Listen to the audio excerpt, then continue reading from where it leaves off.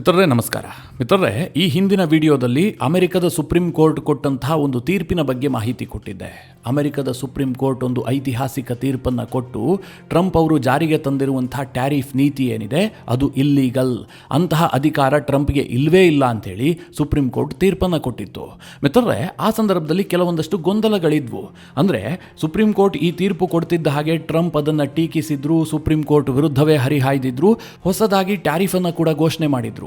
ಇಡೀ ವಿಶ್ವಕ್ಕೆ ಹೆಚ್ಚುವರಿ 10% ಟ್ಯಾರಿಫ್ ಹಾಕ್ತಾ ಇದ್ದೀನಿ ಅಂತ ಘೋಷಣೆ ಮಾಡಿದ್ರು. ಹೀಗಾಗಿ ಮಿತ್ರರೇ, ಸಾಕಷ್ಟು ಗೊಂದಲಗಳು ನಿರ್ಮಾಣ ಆಗಿದ್ವು.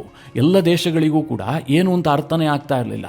ಈಗಾಗಲೇ ನಾವು ಹೆಚ್ಚು ಟ್ಯಾರಿಫನ್ನು ಪೇ ಮಾಡ್ತಾ ಇದ್ದೀವಿ, ಇನ್ನೂ 10% ಟ್ಯಾರಿಫನ್ನು ಪೇ ಮಾಡಬೇಕಾ, ಈ ಪ್ರಶ್ನೆಗಳು ಕೂಡ ಉದ್ಭವಿಸಿದ್ವು.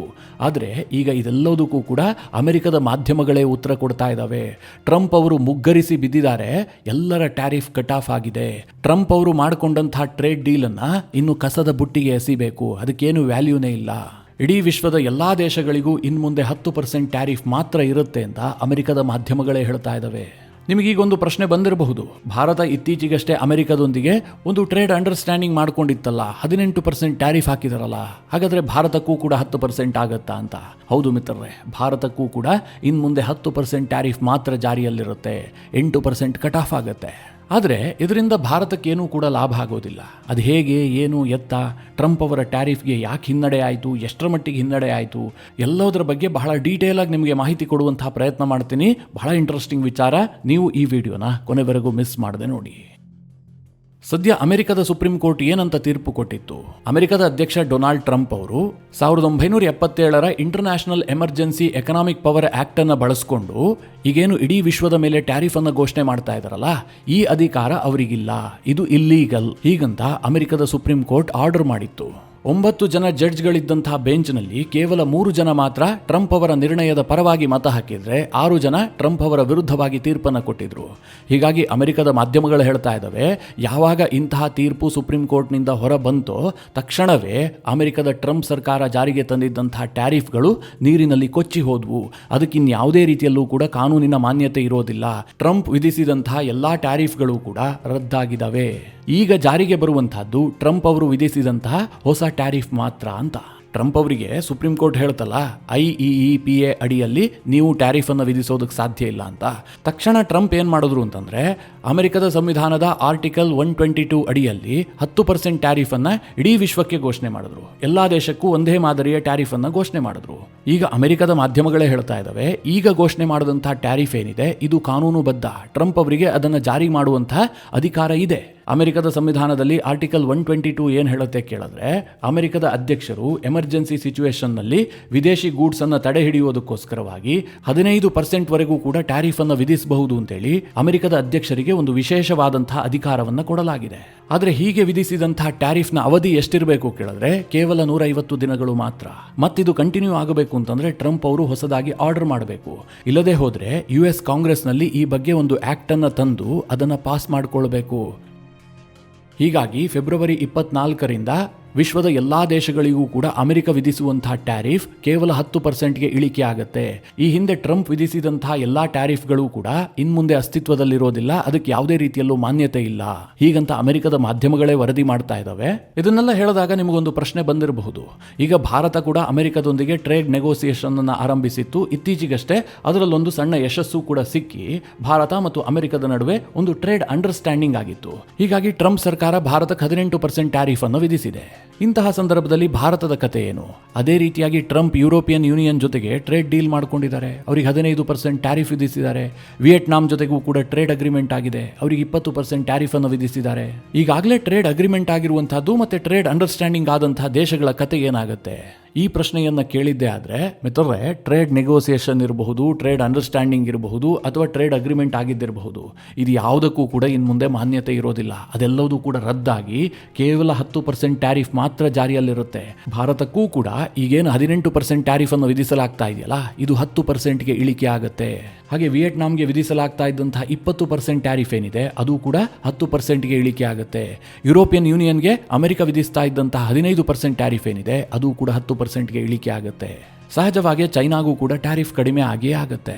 ಅಮೆರಿಕದ ಸುಪ್ರೀಂ ಕೋರ್ಟ್ ಆರ್ಡರ್ನಿಂದ ಭಾರತಕ್ಕೆ ಟ್ಯಾರಿಫ್ 10% ಇಳಿತು ಅಂತ ನಾವು ಖುಷಿ ಪಡುವ ಹಾಗಿಲ್ಲ. ಯಾಕೆಂತಂದ್ರೆ ಇದರಿಂದ ಭಾರತಕ್ಕೆ ಪ್ಲಸ್ ಕೂಡ ಆಗುತ್ತೆ, ಮೈನಸ್ ಕೂಡ ಆಗುತ್ತೆ. ಪ್ಲಸ್ ಏನು ಅಂತ ಮೊದಲಿಗೆ ಹೇಳಿಬಿಡ್ತೀನಿ. ಸದ್ಯ ಭಾರತ ಮತ್ತು ಅಮೆರಿಕದ ನಡುವೆ ಟ್ರೇಡ್ ನೆಗೋಸಿಯೇಷನ್ ಮಾತ್ರ ನಡೀತಾ ಇದೆ. ಟ್ರೇಡ್ ಅಗ್ರಿಮೆಂಟ್ ಆಗಿಲ್ಲ. ಅಂದ್ರೆ ನಾವು ಫೈನಲ್ ಆಗಿ ಒಂದು ಅಗ್ರಿಮೆಂಟ್ ಮಾಡಿ ಅದಕ್ಕೆ ಸಹಿ ಹಾಕಿಲ್ಲ. ಹೀಗಾಗಿ ಭಾರತದ ಟ್ರೇಡ್ ನೆಗೋಸಿಯೇಷನ್ ಟೀಮ್ ಮತ್ತು ಅಮೆರಿಕದ ಟ್ರೇಡ್ ನೆಗೋಸಿಯೇಷನ್ ಟೀಮ್ ನಿರಂತರವಾಗಿ ಚರ್ಚೆ ಮಾಡ್ತಲೇ ಇದ್ದಾರೆ. ಯಾವುದಕ್ಕೆ ಎಷ್ಟು ಟ್ಯಾರಿಫ್ ವಿಧಿಸಬೇಕು, ಯಾವುದಕ್ಕೆ ಎಂಟ್ರಿ ಸಿಗಬೇಕು, ಚರ್ಚೆ ನಡೀತಲೇ ಇದೆ. ಇಂತಹ ಸಂದರ್ಭದಲ್ಲಿ ಕೋರ್ಟ್ನ ಈ ಆರ್ಡರ್ ಬಂದಿರುವ ಕಾರಣದಿಂದಾಗಿ ಭಾರತದ ಟ್ಯಾರಿಫ್ 18%ನಿಂದ 10%ಗೆ ಇಳಿಕೆಯಾಗಿದೆ. ಹೀಗಾಗಿ ಭಾರತಕ್ಕೆ ನೆಗೋಸಿಯೇಷನ್ ಪವರ್ ಜಾಸ್ತಿ ಆಗುತ್ತೆ. ಒಂದು ವೇಳೆ ಫೈನಲ್ ಟ್ರೇಡ್ ಅಗ್ರಿಮೆಂಟ್ ಆಗಿದ್ದೇ ಆದರೆ ಭಾರತಕ್ಕೆ ಬಹಳ ದೊಡ್ಡ ಟ್ಯಾರಿಫ್ ಬೀಳೋದಿಲ್ಲ. ಈಗಿರುವಂತಹ ಟ್ಯಾರಿಫ್ಗಿಂತ ಜಾಸ್ತಿ ಮಾಡಿಕೊಂಡು ಯಾರಾದರೂ ಟ್ರೇಡ್ ಅಗ್ರಿಮೆಂಟನ್ನು ಮಾಡ್ಕೊಳ್ತಾರಾ? ಖಂಡಿತವಾಗ್ಲೂ ಇಲ್ಲ. ಹೀಗಾಗಿ ಭಾರತ ಮುಂದಿನ ದಿನಗಳಲ್ಲಿ ಬಹಳ ಟಫ್ ಆಗಿ ನೆಗೋಷಿಯೇಟ್ ಮಾಡುತ್ತೆ.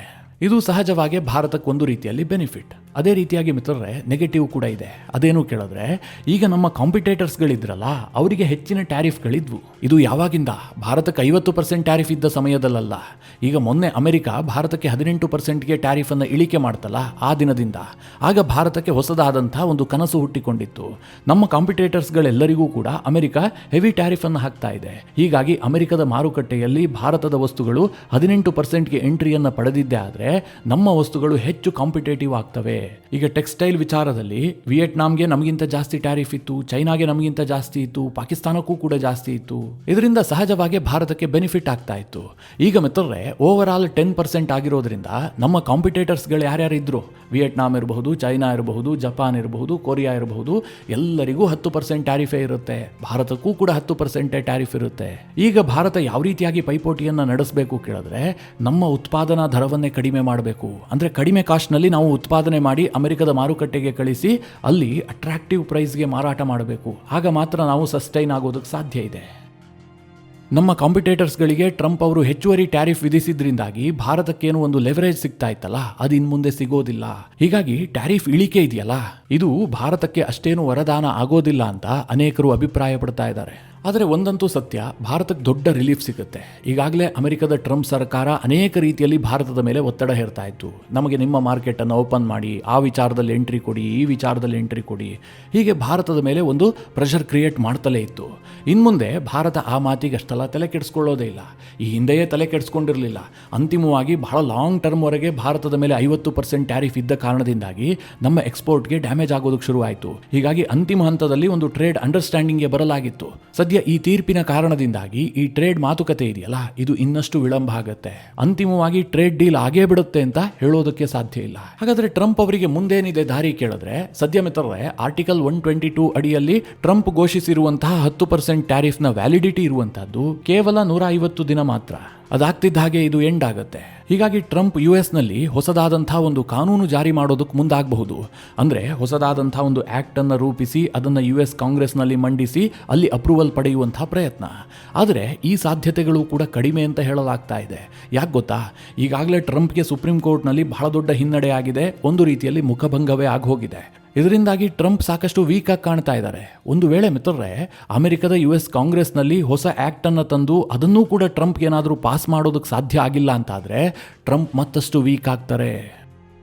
ಯಾಕೆ ಈ ಅನುಮಾನ ಬರ್ತಾ ಇದೆ ಕೇಳಿದ್ರೆ, ಅಮೆರಿಕದಲ್ಲಿ ಟ್ರಂಪ್ ಅವರ ಪಾಲಿಸಿಯ ಬಗ್ಗೆ ರಿಪಬ್ಲಿಕನ್ಸ್ಗೆ ಸಾಕಷ್ಟು ವಿರೋಧ ಇದೆ.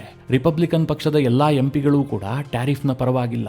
ನಾಳೆ ಏನಾದರೂ ವ್ಯತ್ಯಾಸ ಆಗಿದ್ದೇ ಆದರೆ ಟ್ರಂಪ್ ಅವರು ಭಾರಿ ಮುಜುಗರವನ್ನು ಎದುರಿಸಬೇಕಾಗತ್ತೆ. ಹೀಗಾಗಿ ಟ್ರಂಪ್ ಮುಂದೇನು ಮಾಡ್ತಾರೆ, ಯಾವ ನಿರ್ಧಾರವನ್ನು ಕೈಗೊಳ್ತಾರೆ, ಅಥವಾ ಕಾನೂನಿನಲ್ಲಿ ಇನ್ನೆಲ್ಲಿ ಲೂಪ್ ಹೋಲ್ಗಳನ್ನು ಹುಡುಕ್ತಾರೆ, ಈ ಪ್ರಶ್ನೆ ಇಡೀ ಜಗತ್ತಿಗೆ ಕಾಡ್ತಾ ಇದೆ.